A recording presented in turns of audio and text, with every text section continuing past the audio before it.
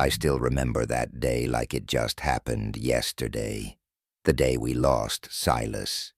He was a man of the earth, all hard hands and warm smiles, the kind of man you couldn't imagine disappearing into thin air. Yet, that's exactly what he did. It was a Tuesday, one of those crisp, bright mornings where everything seems a little too perfect. The sky stretched wide, clear as glass, not a hint of clouds. Silas had kissed Martha on the cheek, packed his lunch, and called to Buster, his old dog who never left his side. I watched them from my own porch, just across the dirt road, as they made their way into the field. I remember feeling a strange chill, despite the warmth of the day. I shook it off. Small towns breed superstitions like crops, and I was never one for them. But looking back, I wonder if that chill was a warning. The hours ticked by. I was knee-deep in my own work when Martha showed up, her face pale as she clutched her apron. "Have you seen Silas?" she asked, her voice barely above a whisper. There was something hollow in her eyes. I told her not to worry. Maybe he was fixing a tractor or got caught up in the far end of the field. But as the sun slipped lower and lower, even I felt a tightness in my chest. Silas was never late. Never. A small search party was thrown together. Neighbors gathered with flashlights and lanterns, voices hushed as we ventured into that vast, towering cornfield. The rows seemed to stretch endlessly, their rustling, whispering secrets I didn't want to hear. Every shadow looked like a figure. Every snap of a branch sent my heart racing. I could see the worry in Martha's eyes, feel it in the way she clung to my arm, her fingers cold and trembling. The field went on forever, it seemed, and we combed through it, row by row, calling his name. "Silas! Buster!" The silence felt thick, unnatural. This was Silas's land, every inch of it. He'd worked it, tended it, and yet it felt like it had turned against him, swallowing him whole. We didn't find anything that night, just rows upon rows of corn, swaying in a wind that didn't feel right. Martha broke down in tears, and there wasn't a dry eye among us. We promised her we'd be back at dawn. The morning came, and as we gathered, there was a heaviness in the air. We split up, each of us taking different sections of the field, moving like shadows as the sun climbed higher. And then we found it. Silas's tractor, just sitting there, smack in the middle of the field, engine still running, as if he'd just stepped away for a moment. I remember the way my skin prickled when I saw it. On the dashboard, a sandwich lay, half-eaten. It looked almost fresh, like he'd only taken a bite a few moments ago. And then, next to the tractor, we saw it. Buster's leash. It was ripped, frayed in a way that made my stomach turn. Silas would never let Buster run off, not in a field where he could get lost. But there it was, lying in the dirt, telling a story none of us could understand. The search went on for days, but it was like Silas had just vanished. Martha was beside herself, her face drawn and hollow. Every night, she would sit on her porch, staring out into that field, waiting for him. The neighbors tried to comfort her, but what could we say? Every night, I'd lie awake, listening to the corn rustle outside my window. Sometimes I'd swear I could hear footsteps, and when I'd look, there'd be nothing there, just the empty field. Weeks turned into months, and the field grew wild, overgrown. No one wanted to tend it. No one wanted to be out there after dark. People started whispering, saying they'd seen things, shadows moving in the corn, heard things, voices on the wind. I told myself it was just superstition, that grief was making us see things that weren't there. But one night, months after he vanished, I was out late, walking home from a neighbor's house. The moon was full, casting long shadows over the field, and I felt that chill again, the same one I'd felt the morning Silas went missing. I stopped in my tracks, straining my ears, and then I heard it. A low growl, soft at first, but then rising, echoing across the field. It was Buster's growl. I'd know that sound anywhere. I froze, my heart pounding, as I squinted into the darkness, and that's when I saw it. A figure, tall and lean, moving through the corn, its outline just barely visible. It was walking slowly, like it was searching for something, or someone. I called out, "Silas?" But the figure didn't turn. It just kept moving, disappearing into the rows of corn like a ghost. I ran, faster than I'd ever run in my life, not stopping until I was back at my door. I locked it, bolted it, and sat there, shaking. I told myself I was just seeing things, that it couldn't have been him. But deep down, I knew. Now, every night, I hear the corn rustling, feel eyes watching me from the darkness. And sometimes, just sometimes, I swear I hear a voice calling my name, a low, mournful whisper carried on the wind. People around here don't talk about Silas anymore. They say the field is cursed, that it's best left alone. But I can't stop thinking about that figure, about the way it moved through the corn, searching, always searching. And I wonder if one day I'll hear it calling for me. It was supposed to be an ordinary evening. I had come back to my childhood town after years of living in the city, drawn by something I couldn't quite explain. A nostalgic pull, or maybe some unfinished business in the quiet, ghostly corners of Miller's Cornfield. My memories of that place had long faded, but one thing I'd never forgotten was the scarecrow. Standing alone at the edge of the cornfield, it was more than a fixture. It was almost alive. I remember as a kid we'd joke about it coming to life, daring each other to poke it or pull on its worn coat. But no one ever did.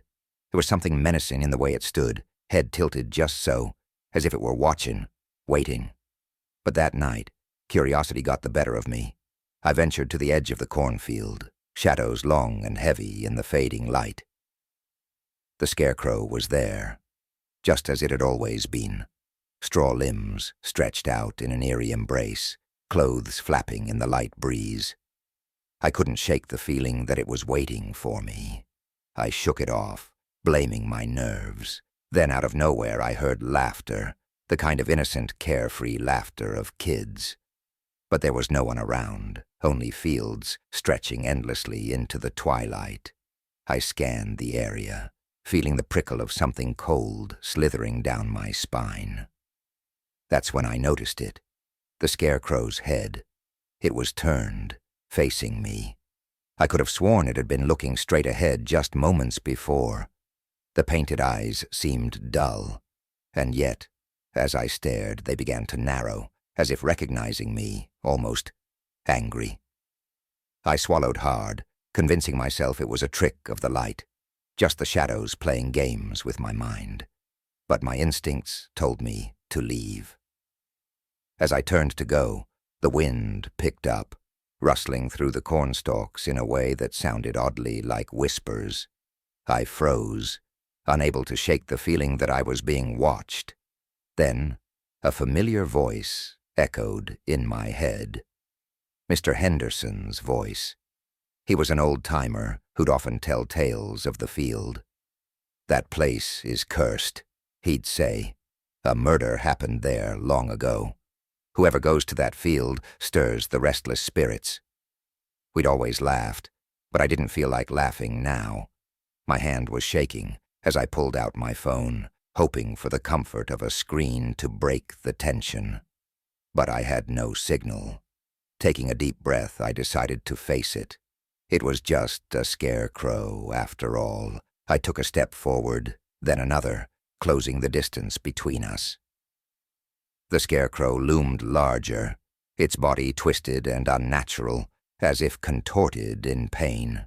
Suddenly, I noticed something strange tucked into its chest. what looked like an old weathered book. My hands trembled as I reached for it, half expecting the scarecrow to swat my hand away. But it didn't move. The book was a small, leather-bound journal, the pages brittle with age. I could barely make out the words, scrawled in frantic, uneven handwriting. But one phrase stood out. "It's in the field. It's waiting, watching." My pulse hammered as I read, each word filling me with dread. The entries described a man's journey. He'd been a drifter, passing through the town when he'd seen the scarecrow and felt something malevolent. The final entry sent chills through me. "I see it everywhere. It's in my dreams. Tonight is the end. It's coming for me." The scarecrow's arm. It was moving. In a slow, horrifying motion, it raised its straw-filled hand, pointing directly at me. I stumbled back, dropping the journal. My mind raced, torn between disbelief and a primal urge to run. I looked up, only to find its head had turned, now following me with those painted eyes that looked anything but lifeless. I ran, adrenaline and terror blinding me. As I reached the edge of the field, I dared one last glance over my shoulder.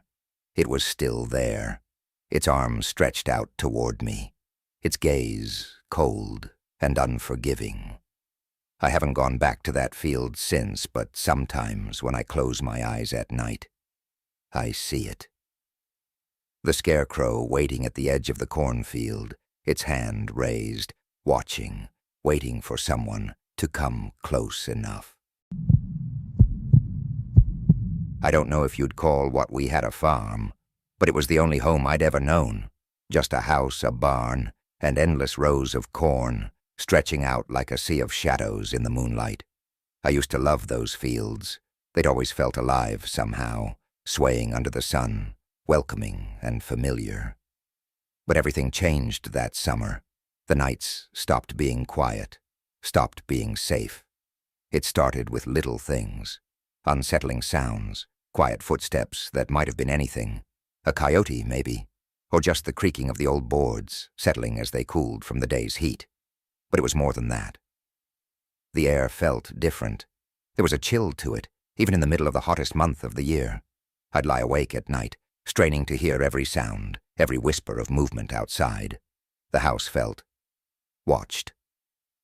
One night, I woke to Mary, my wife, shaking my arm. Her voice was barely a whisper. John, do you hear that?" I held my breath, listening. At first all I heard was her breathing, fast and shallow beside me. Then, there it was. A soft scratching, barely a sound, like someone running a nail along the window pane. I got out of bed and made my way over, feeling my heartbeat in my throat. I pulled the curtain back, half expecting to see a raccoon or a branch against the glass. But there was nothing, just the dark and a stretch of empty cornfield. "It's just the wind," I told her, hoping I sounded convincing.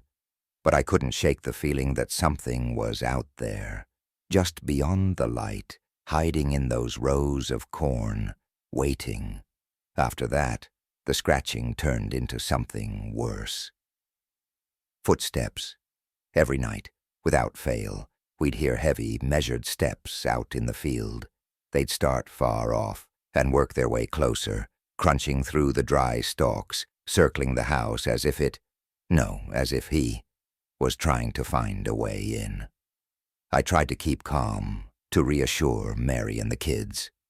Probably just coyotes, I'd say, but we all knew coyotes didn't walk on two legs, and they sure as hell didn't pace.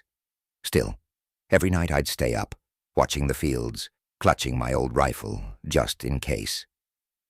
Then came the night that Mary woke me again, her face pale as a ghost. "John," she whispered, "he's watching us." I barely had time to get my bearings before I heard the sound, a low, heavy breath, close to the window. I turned and locked eyes with something in the field. In the dim moonlight, I saw a figure, tall and skeletal, like a shadow peeled off the night itself. Its head tilted, like it was studying us, as though we were the trespassers here, not it. The figure stood there, half hidden among the corn, just watching. I felt Mary's hand on my shoulder, cold and trembling. She was gripping me so tight I could barely breathe. I didn't move, didn't even blink, until that thing, whatever it was, melted back into the shadows and was gone. After that, there was no convincing her or myself that this was nothing. The kids refused to sleep alone. Mary was on edge, jumping at the slightest sound, and I couldn't blame her. I took to patrolling the property every night, walking the perimeter with my rifle, daring it to come close. But every time I thought I was getting close, it would disappear, slipping into the shadows just before I could see it. I didn't sleep anymore. None of us did. Every night we were left in that horrible silence, waiting for the footsteps, the scratching, the sound of something inhuman stalking the house. Then came the night Mary decided she'd had enough. She wasn't the type to stay scared. I woke up to find her already up, lighting an old kerosene lamp in the corner of the room. Her face was set with a grim determination I'd only seen once or twice before, usually when she was about to tear into a neighbor who'd overstepped. "I'm going out there, John. I'm ending this tonight." My heart sank. I tried to talk her out of it, to tell her we'd find another way, but the truth was, I knew it was pointless. She was right. Whatever was out there was pushing us, waiting for one of us to break. And we had. We'd broken in all the ways that mattered. I grabbed a flashlight and followed her out, standing just behind, as she led us into the cornfield, our footsteps muffled by the thick carpet of soil. It was quiet, almost unnaturally so, the air heavy and thick with something I couldn't quite name. We made our way deeper, the light from her lamp casting eerie flickering shadows that danced across the cornstalks. I wanted to turn back, to go back to the house where at least we had walls between us and it. But I couldn't leave her. Not like this. Then, there it was, a shadow at the far end of the field, standing perfectly still, watching us. My heart pounded so loud I could barely hear myself think. Mary raised the lamp, her voice trembling as she called out, "What do you want from us?" Silence. Then a single step forward, and another. The shadow drew closer, moving with a slow, deliberate grace that made my skin crawl. Mary stood her ground, the light illuminating her face tight with fear, but also something else, a determination, a will that seemed to defy the very thing stalking us.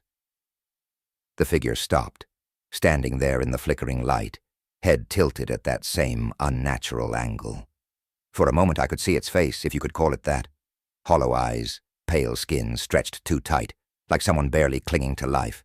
And then it grinned, a horrible, twisted smile that I still see when I close my eyes at night. It turned, melting back into the darkness, disappearing into the corn. I don't know why it left us that night. Maybe it saw something in Mary that it feared. Maybe it just wanted to show us that it could go any time it pleased, leave us with nothing but our own terror. After that, the sounds stopped, the scratching, the footsteps, all gone. But sometimes, in the dead of night, when the wind's just right, I think I hear it, the faintest echo of that laughter carried over the fields, waiting for us to let our guard down. And I know deep down that it's still out there, waiting.